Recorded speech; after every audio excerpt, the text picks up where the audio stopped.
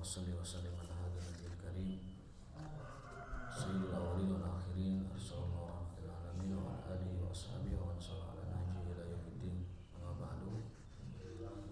Sebelum kita mulai kajian ini ada belasungkawa atas meninggalnya atau wafatnya Ibu Nila Karmila.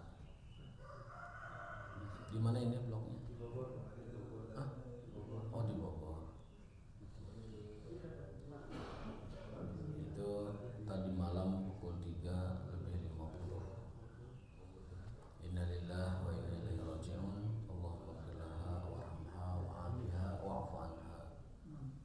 Wa nas'alu ta'ala al-rahmah wa al-maghfirah wa taqabbal min hasanatiha al-islam wal iman wa askanahu fasih rahmati ala hadinati taibah nadhkur al-fatihah. A'udzu billahi minasyaitonir rajim. Bismillahirrahmanirrahim. Alhamdulillahi rabbil alamin. Arrahmanir rahim. Maliki yaumiddin. Iyyaka na'budu wa iyyaka nasta'in. Ihdinas siratal mustaqim. Siratal ladzina an'amta 'alaihim ghairil maghdubi 'alaihim waladdallin.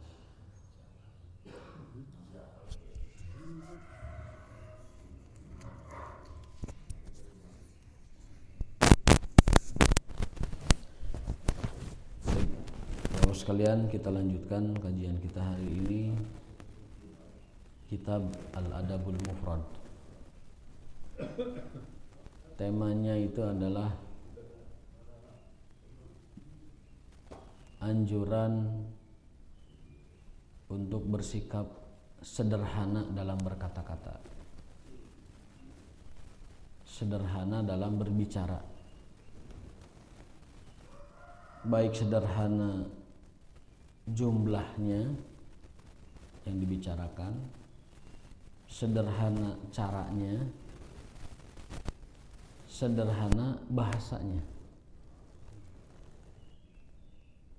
Karena kata Rasulullah SAW, sesungguhnya perkataan yang jelimet, yang terlalu dibagus-baguskan, bahkan yang terlalu diindah-indahkan sehingga pesannya itu kabur, samar dan bias, terlalu normatif, nggak jelas apa itunya maksud pesannya. Min syaqasiki syaiton au minas syaiton, adalah termasuk dari kelakuan setan. Berbicara berlebihan baik dalam kosakata, dalam tata cara, dalam susunan kata, dalam keindahan berbahasa terlalu berlebihan, itu adalah taskik minasyaiton, bagian dari perangkap setan. Apa tujuannya? Supaya orang itu jauh dan susah memahami kebenaran. Karena terlalu bagus bahasanya, orang susah menangkap, orang susah menerima kebenaran. Kita akan membacakan hadisnya. Itu kurang lebih penjelasan singkatnya demikian. Imam Bukhari memberi judulnya kasratul kalam, terlalu banyak berbicara, terlalu rumit berbicara, itu adalah sesuatu yang tidak dianjurkan ya. Tapi kalau lihat isinya, itu muaranya kepada anjuran untuk sederhana dalam berbicara.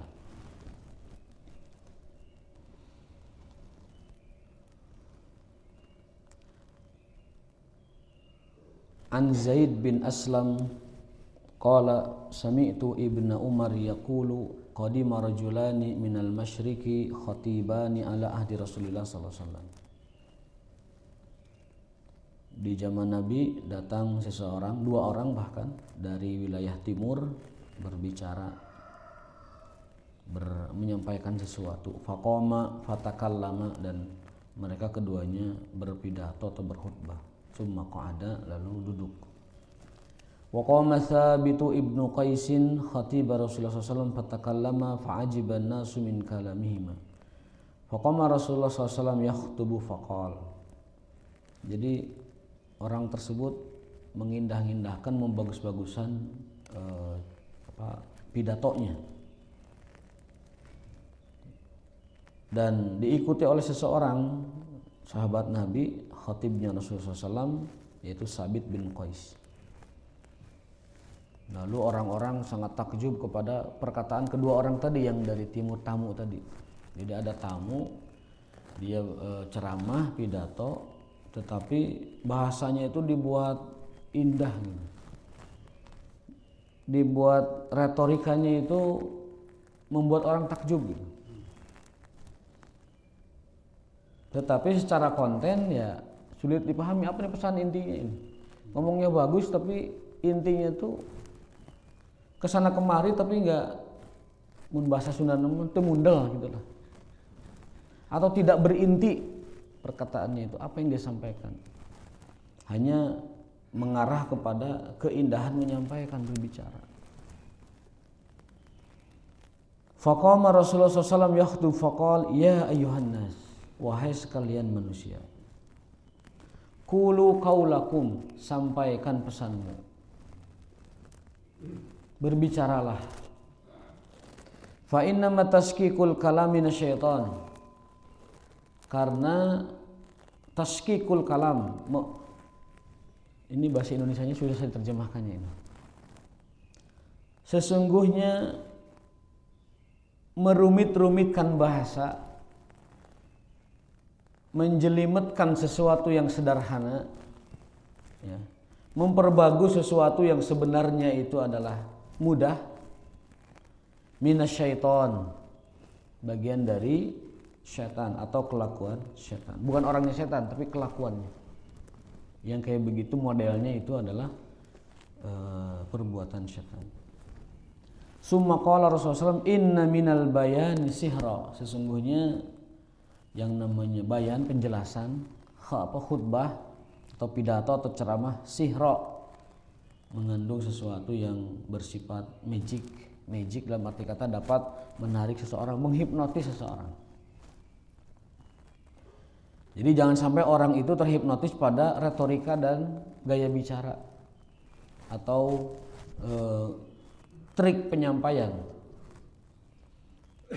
tetapi dia lupa kepada bayan intinya, sehingga orang itu dibuat mikir ucapan dia tetapi tidak mikir apa pesan intinya. Beda dengan Rasulullah SAW, beliau itu kalau menyampaikan idza takallama asma'a, kalau beliau menyampaikan itu tegas, lugas, jelas apa intinya, tidak bertele-tele, tidak menjelimet, tidak rumit. Karena targetnya bukan orang terpukau, bukan orang terpersona, tetapi mendengar kebenaran. Inna minal bayani sihra, sesungguhnya di antara ucapan itu mengandung sihir, dalam arti kata sesuatu yang menghipnotis, membuat orang terpukau, terpana, bahkan histeri, bahkan lain sebagainya. Hati-hati, itu adalah merupakan perbuatan syaitan.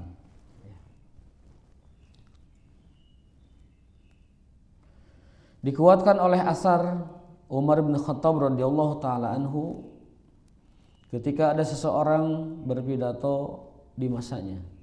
Kalau tadi masa Rasul, sekarang masa Umar bin Khattab. Dari Humaid radhiyallahu taala anhu, beliau mendengar Anas bin Malik radhiyallahu taala anhu berkata, menceritakan khataba rajulun inda Umar bin Khattab radhiyallahu taala anhu fa aktsaral kalam. Datang seseorang, kata Anas bercerita, datang seseorang di masa Umar itu berpidato, berceramah gitu. Dan pembicaranya itu panjang, indah, memukau, panjang, bersyair, pokoknya tuh membuat orang terpana, terpukau gitu. Faqala Umar, langsung ditegur sama Umar, inna kasratal kalam fil khutabi min syaqashiki syaitan, sesungguhnya terlalu banyak berbicara di dalam khutbah, di dalam menyampaikan, ngayayai bahasa orang ngomong. Ngayayai.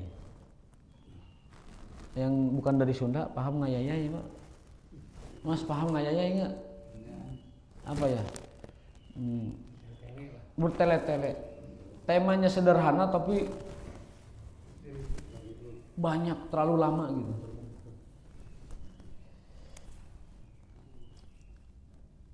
Apalagi dibarengi dengan niat supaya orang terpukau dengan perkataannya, bukan dengan isinya tapi dengan perkataannya. Terpukau, terhibur dan lain sebagainya dengan cara dia menyampaikan, bukan dengan cara terpukau apa yang dia sampaikan. Dia ingin menarik simpati orang kepada cara dia berbicara dan pembicaraannya, bukan kepada kebenaran yang dia bawa. Biasanya orang seperti ini nurutkeun kahayang sarerea. Dulu pernah kita bahas, al ulama salasatun, ulama itu ada 3 macam. Ada ulama usultan, ada ulama ummah, ada ulama uddin atau ulama Allah. Yang pertama ulama usultan. Nah, ulama usultan ini ulama yang kalau menyampaikan itu tanda petik rada balelo, tidak tegas, karena dia adalah ulama usultan. Yang dia sampaikan itu bagaimana menciptakan keridhaan penguasa. Sebagai corong dan juru bicara, tanda petik ya, juru bicara non formal dari penguasa. Nah, itu ulama usultan. Makanya nggak terlihat dari mulutnya mana yang benar, mana yang salah tuh nggak jelas. Mana yang pesanan, mana yang benar-benar dia sampaikan tuh nggak jelas. Ulama usultan atau ulama udaulah. Yang kedua ulama ummah, ulama unnas, ulamanya masyarakat. Ulamanya masyarakat itu yang dia sampaikan itu adalah bagaimana membuat masyarakat itu ridho dan puas. Jadi nurutkeun kumaha kahayang sarerea. Gimana caranya membuat rakyat umat itu diturutkan kahayangna. Nah, ulama seperti ini dia tidak terang benderang, tidak bebas lugas, tidak apa adanya ngalir ketika menyampaikan sesuatu di hadapan masyarakat.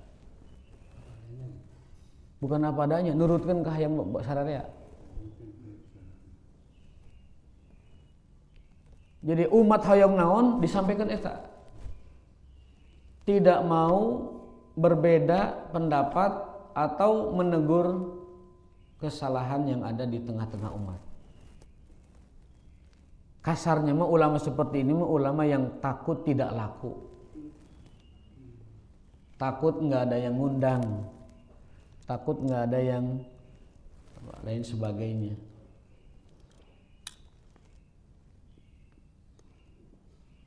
Disebut dengan ulama kondang juga bisa. Kalau kondangnya benar alhamdulillah. Tapi kalau kondangnya berdasarkan selera masyarakat, nah ini memprihatinkan.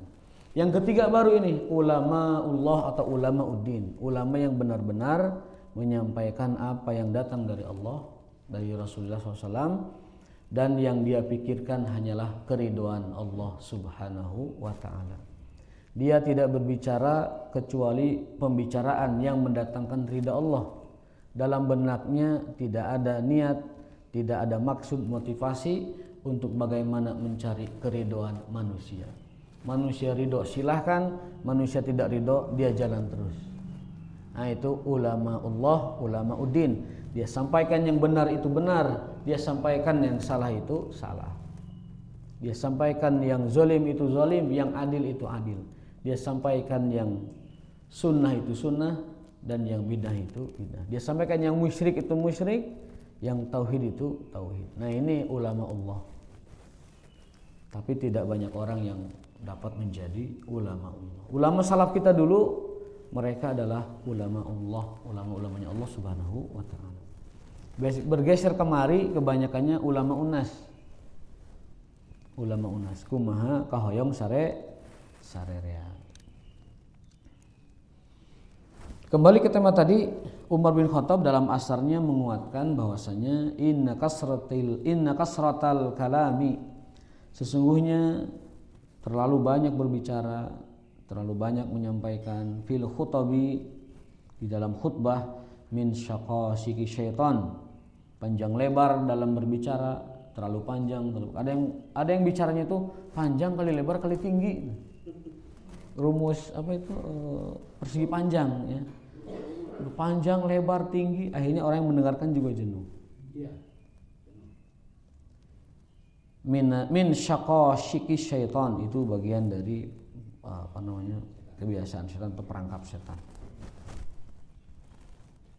Nah, di sini ada contohnya ini nih. Jadi ada orang berbicara begini. Fatakallama mutakallimun minna thumma qala innal hamdalillahilladzi laisa lil hamdi dunahu maqsad wala wara'ahu manfad. Jadi untuk menyebut pujian kepada Allah saja alhamdulillah itu dibuatnya jelimet banyak gitu. Segala puji bagi Allah yang tidak ada di dalamnya maksud, sebuah motivasi, yang di belakangnya tidak ada manfaat, jalan untuk keluar. Jadi terlalu jelimet gitu. Dan belum tentu benar juga ucapan seperti itu. Ya, belum tentu benar juga. Jadi dihindari. Kalau kita mau mengucapkan hamdalah, ya cukup hamdalah yang diajarkan saja. Alhamdulillahirabbil alamin atau innal hamdalillah wassalatu wassalamu ala rasulillah. Jadi sampai sederhana saja. Yang umum, yang sederhana, yang mudah dipahami, ya bukan yang jelimet-jelimet. Ini ada contohnya. Mengucapkan alhamdulillah saja itu kemana-mana gitu.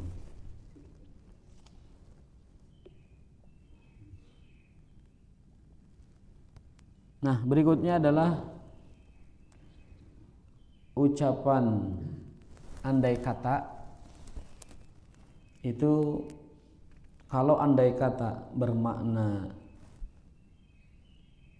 pengandaian yang sudah terjadi, itu tidak boleh. Jadi seandainya misalnya gini, mun tadi saya tuh mangkat mah jigana moal mogok mobil teh gitu. Nah, kata Nabi SAW, hindari perkataan lau. Lau itu andaikan. Tapi yang sudah terjadi gitu. Jangan kalian berkata lau, andaikan. Lamun. Tapi yang sudah terjadi. Fa inna lau taftahu baba syaiton. Karena perkataan seandainya atau andaikan, lamun tadi membuka pintu syaitan. Mun tadi itu dah harding sanggupan aing mah. Jigana moal mules ya. Nah itu. Lau itu membuka celah syaitan untuk masuk kepada kita dan akhirnya mengumpat takdir. Padahal umpatan itu sama sekali tidak berguna. Takdir akan terus berjalan. Karena sudah terjadi. Jadi jangan berbicara dengan ungkapan lau. Kata Nabi SAW, janganlah kalian atau hindari oleh kalian ungkapan andaikan atau seandainya. Karena itu adalah celah setan untuk masuk kepada kita, merusak iman kita kepada takdir secara tidak sengaja. Andai saja saya tadi nggak ke pasar, mungkin saya nggak kehilangan dompet. Gitu. Nah, kalau yang sudah terjadi, Nabi menganjurkannya ucapkan qadarullah wa ma syaa fa'al. Qadarullah wa ma syaa fa'al. Sudah terjadi dan apa yang dikehendakinya pasti terjadi.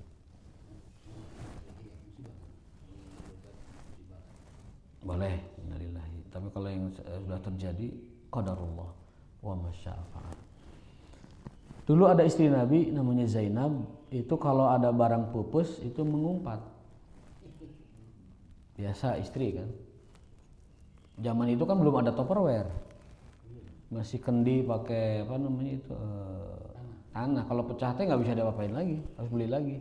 Zaman sekarang Tupperware 10 kali pupus gitu tidak akan pupus. 1 kali jatuh. Bahkan klaimnya itu kalau ada Tupperware yang sobek, balikin lagi diganti yang baru. Tapi sekarang perusahaannya bangkrut, ya kan? Padahal itu bermanfaat ya, banyak jasanya. Nah, itu Nabi SAW menegur istrinya. Kalau yang sudah terjadi teh nggak usah mengumpat atau berkata apa, cukup katakan qadarullah. Qadarullah sudah terjadi. Jadi jangan luman-lamun, lamun tadi wadahna teu didinya mah, jangan. Lamun tadi teu mangkat, kalau tadi nggak ketemu dengan dia, mungkin saya nggak akan ditagih hutang. Kalau saya nggak ketemu dia, mun saya teu ka masjid, jigana moal kebagian misalkan. Nah itu lau-lau seperti itu, lamun-lamun itu dari setan. Ya, fa inna lau min fataha bab syaitan. Karena ungkapan seandainya atau andaikan itu membuka celah setan merusak keimanan kita kepada takdir Allah. Tapi kalau perkataan andai kata untuk sesuatu yang akan datang itu masih boleh. Boleh. Ini contohnya. Dari Aisyah radhiyallahu taala anha, beliau bercerita. Nah, ini kalau tentang kepribadian Nabi yang sifatnya private, itu hampir semua hadisnya itu dari istri beliau, Aisyah. Tentang yang rahasia mengenai diri beliau itu istrinya. Karena Aisyah itu tinggal siang dan malam bersama Rasulullah SAW, jadi tahu. Kalau tidak mengambil hadis dari Aisyah, bagaimana seseorang bisa tahu kepribadian, kehidupan sangat pribadi Rasulullah SAW? Maka menolak hadis Aisyah seperti perbuatan orang-orang Syiah itu tidak dapat dibenarkan, baik secara sejarah, secara ilmiah, ataupun secara ilmu agama. Karena ada begitu banyak ribuan hadis yang diriwayatkan oleh Aisyah, dan banyak hadis dari riwayat Aisyah itu berkenaan dengan kehidupan sangat pribadi Rasulullah SAW. Kalau hadis Aisyah tidak diterima, bagaimana seorang muslim tahu kehidupan pribadi Rasulullah SAW yang dapat menjadi uswah dan qudwah dari beliau? Aisyah bercerita, arikon Nabi SAW zata lailatin faqala. Suatu malam Rasulullah SAW pernah tidak bisa tidur. Tidak bisa tidur. Arik itu bahasa sekarang diterjemahkannya sebagai apa? Orang tidak bisa tidur itu insomnia. Suatu malam Rasulullah SAW tidak bisa tidur, dan itu dialami oleh semua orang, Pak. Kita kadang gitu, sampai subuh nggak bisa tidur, padahal tidak minum kopi, tidak minum teh, tidak ngapa-ngapain, tapi tiba-tiba nggak bisa tidur aja. Biasanya sudah tidur sebentar jam 9-nya, kebangun jam 10, kemudian buka HP, sampai subuh kadang nggak tidur lagi. Zaman sekarang mah begitu. Atau buka TV, atau nggak sengaja kebangun jam 11, tiba-tiba sampai subuh nggak bangun lagi. Atau ngobrol kelewat agak malam, itu sampai subuh kadang nggak bisa. Atau bahkan tanpa sebab, karena stres, karena lain sebagainya, galau. Nabi SAW pernah tidak bisa tidur suatu malam, dan beliau mengatakan begini, laita rajulan salihan min ashabi yaji'uni fayaharisuni lailata. Andaikan ada seorang sahabatku yang soleh dari sahabat-sahabatku datang kepadaku dan menjagaku malam ini. Jadi Nabi SAW membuat andai-andai. Laita itu andai kata. Andai kata ada seorang sahabat yang soleh datang ke rumahku, dari sahabat-sahabatku, kemudian fayahrusuni hirasah, ribat menjagaku di malam ini. Id sami'na sautas silah faqala man hadha. Nah, ketika itu terdengar suara seperti senjata gitu, seperti orang lagi latihan mengayun ini pedang gitu, teng. Kita itu kadang kalau nggak bisa tidur atau kalau nunggu tidur, kadang ingin mendengar sesuatu yang penting aya bunyi gitu, bahwa kita tuh nggak kesepian. Pernah begitu? Kadang kita tuh TV itu yang penting nyala gitu, dan kita tidur di saat itu. atau radio tetap menyala atau tidur. Yang penting ada suara bahwa di sana tuh masih ada orang yang terjaga gitu.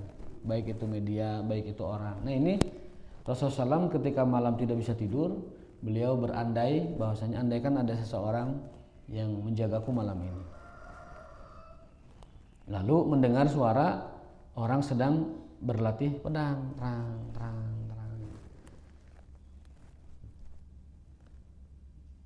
Ini biasa, anak saya juga begitu. Jadi kalau orang tuanya udah tidur, dia nggak bisa tidur. Jadi harus ada orang yang ngobrol, harus ada orang yang suaranya kedengar dan dia tidur di antara suara itu gitu. Kita misalkan ngobrol di depan atau kita sekedar nonton TV atau sekedar mengetik, ya, yang penting ada kelihatan masih jaga, itu baru anak kita bisa tidur. Nah, Nabi berkata, "Man hadza?" Siapa itu wahai Aisyah? Qala, Sa'ad ya Rasulullah. Itu orang namanya Sa'ad. Si Sa'ad lah bahasa kita.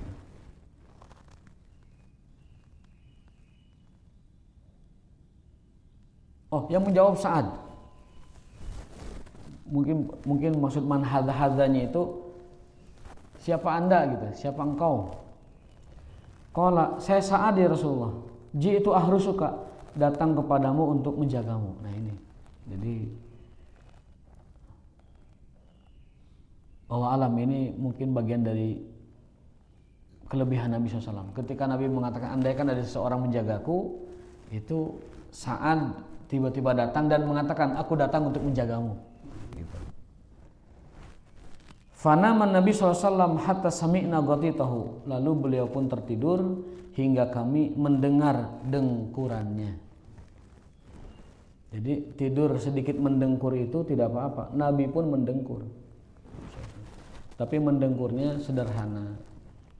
Bukan mendengkur yang berlebihan seperti orang yang dicekik, jangan ya. Apalagi mendengkurnya ada suara suara kolecer gitu. Ada helikopternya, ada kolecer kecilnya. Nah itu dengkuran yang mengganggu orang itikaf biasanya itu. Ataupun lagi mabit, lagi jaulah, lagi wisata, tidur bareng satu rombongan. Ada aja satu orang yang tidurnya kayak kolecer. Gotitnya, gotit itu dengkur, bahasa Arabnya gotit. Gotit. Gotit. Itu kalau ada orang gotit gitu mendengkur ketika tidur, biasanya orang lain nggak bisa tidur. Maka orang ini harusnya tidur terakhir. Kecuali kalau gotitnya itu sederhana, hanya suara napas, itu wajar. Semua orang mungkin begitu juga, suara napas. Jadi, tapi kalau gotitnya itu dengkuran helikopter, nah ini perlu konsultasi ke medis. Barangkali ada amandel yang terlalu besar. Gitu kan. Dan itu solusinya kadang amandelnya itu dikecilkan, dioperasi dan lain sebagainya. Ada obatnya sekarang dijual online gitu, ditaruh. Tapi anggar tidak begitu efektif ya menghilangkan suara dengkuran. Itu hadis tentang dibolehkannya berandai-andai tetapi kepada sesuatu yang belum terjadi. Nah, adapun berandai pada sesuatu yang sudah terjadi maka itu tidak dianjurkan oleh Nabi Shallallahu Alaihi Wasallam.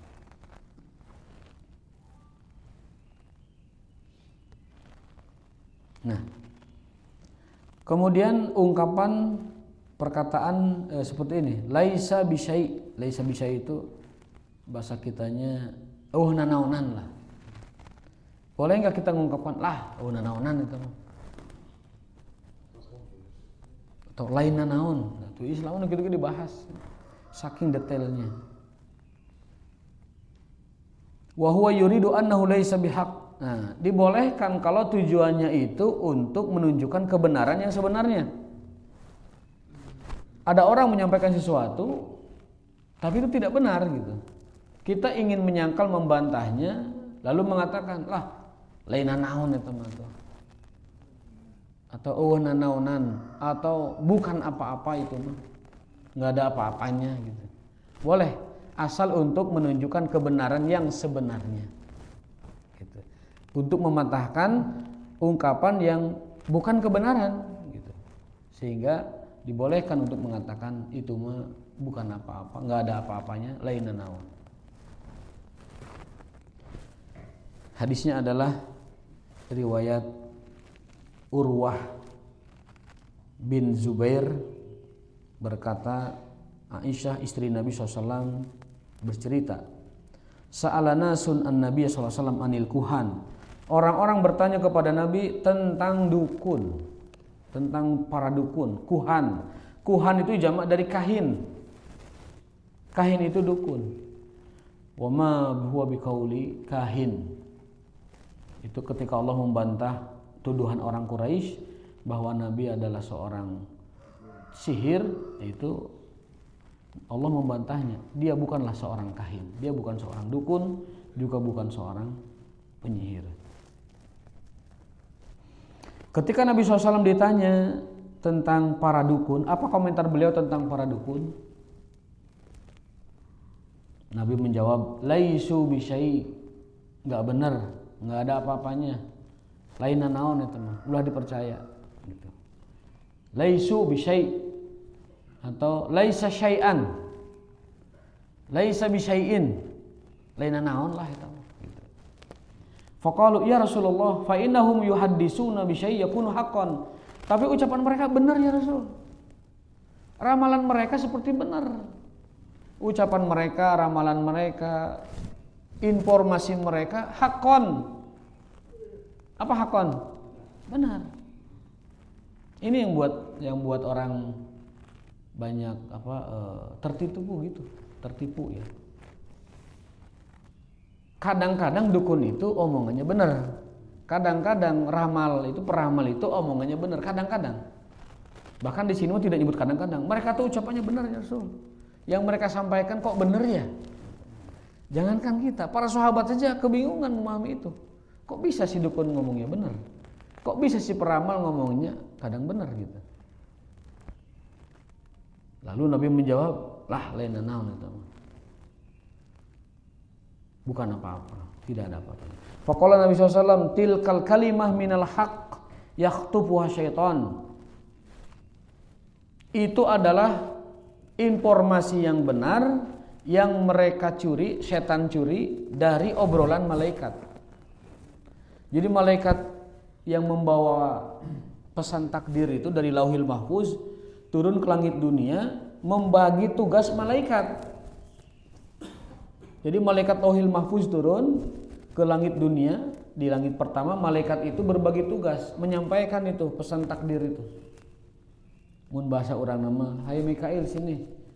Ini tugasmu. Hai Israel, ini orang-orang yang perlu kau cabut nyawanya. Jadi dikasih tugas malaikat itu. Nah, ketika pembagian tugas, yakhtufuha syaitan. Setan mencuri pendengaran. Yastarikuna sam'a, mencuri pendengaran. Dalam surat Al-Mulk kan begitu. Oh, saur malaikat eta ka Israil cenah si anu ek maot ayeuna. Saur malaikat eta ka malaikat naon Mikail rek hujan cenah eta di kopo. Di Cibadeuyut rek hujan. Didengi-dengi gitu. Oh Cibadeuyut hujan nya.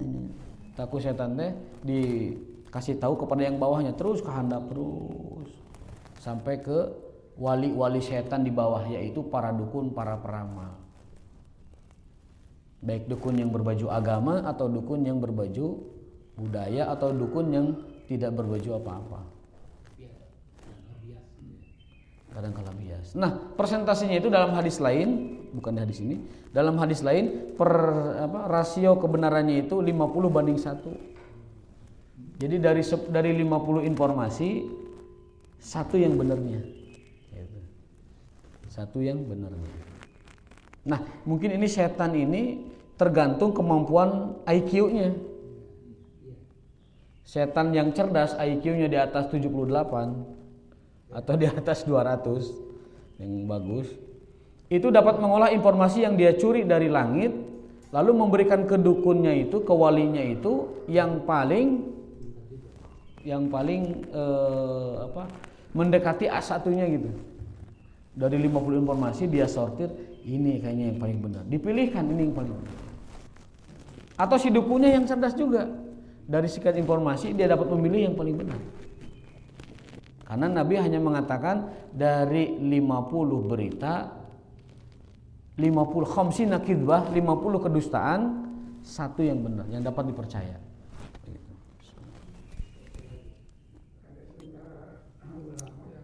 Ya. Ya. Bisa jadi. Karena ulama yang benar nggak akan ngasih isim, ngasihnya doa paling Al-Fatihah atau ayat. Kalau ulama ngasih isim ya udah, itu yang berbaju agama itu. Aya nu tasbihna sagede jempol nanti orang dewasa ditarik di atap rumah, bukan di atap, di ini nih. Saya pernah lihat sendiri itu di sana di Sudan. Itu zikir. Ternyata tadi itu kerjaannya bagi-bagi isim. Oh, isim apa? Yang jelas bukan isim fi'il ya, bukan isim bahasa Arab ya. Bukan isim dalam nahwu, itu isimnya isim jimat. Kenapa disebut isim? Asalnya itu bukan isim, namanya tolasim. Jimat itu bahasa Arabnya tolasim. Orang kita menyikat-nyikat isim. Padahal itu adalah tolasim. Bukan isim. Isim mah kata benda dalam bahasa Arab, tapi itu tolasim. Lalu diisim-isim. Tilkal kalimah minal haqqi yakhtubuha syaiton. Kalau ada dukun, tukang sihir mengatakan sesuatu yang benar, itu adalah informasi yang dicuri oleh syaitan dari langit. Fayuqarkiruhu biudunai waliyihi. Lalu syaitan memberitahu kepada walinya, para dukun, kaqarqaratid dajajah, seperti kot-kot ayam. Nah, ini ilmu juga. Rasulullah SAW memberitahu kita, jin itu ngasih tahu ke dukun dengan bahasa seperti kot-kotan ayam. Kot. Itu bahasa jin itu. Ya. Bahasa jin memberitahu dukun dengan itu, kot. Si dukunlah yang menerjemahkan. Sandi Morse itu diterjemahkan. Ini informasi gimana ini? Itu kepintaran dukun tuh di situ. Dia punya ilmu, bisa menerjemahkan kot-kotan setan. Ya seperti itu. Itu kan fayuqarkir itu kot-kotan, kot-kotak kayak gitu. Itu oleh dukun diterjemahkan. Seperti orang dapat sandi Morse dari pasukan yang di lapangan, oh butuh suplai ini logistik dan bantuan pasukan gitu. Nah, itulah kehebatan dukun menerjemahkan Morse dari walinya. Karena dukun dengan setan itu saling jadi wali mereka. Inna auliyakum syaiton. Setan itu walinya adalah dukun, dukun itu walinya adalah setan. Fayakhlituna fiha bi aksara min mi'ati kidbah. Nah, di hadis ini enggak tercampur antara 100 kedustaan. Kalau tadi 1:50 dalam hadis lain Bukhari yang pernah kita bahas, di sini mah 100 bahkan. Fayakhlitun, bercampurlah berita itu fiha di dalamnya bi aksar, lebih banyak min mi'ah dari 100 kizbatin kedustaan. Hadis riwayat Bukhari dan Muslim. Jadi jangan sampai kita ini percaya kepada ramalan atau dukun atau lain sebagainya, karena tadi mereka itu cuman menerjemahkan suara setan yang bunyinya kaqarqaratid dajjaj, seperti kotaknya ayam. Wali setan. Dukun itu wali setan. Aqulu qouli hadza wa astaghfirullah li wa lakum wa subhanakallahumma wa bihamdika asyhadu an la ilaha illa anta astaghfiruka wa atubu ilaik. Assalamualaikum warahmatullahi wabarakatuh.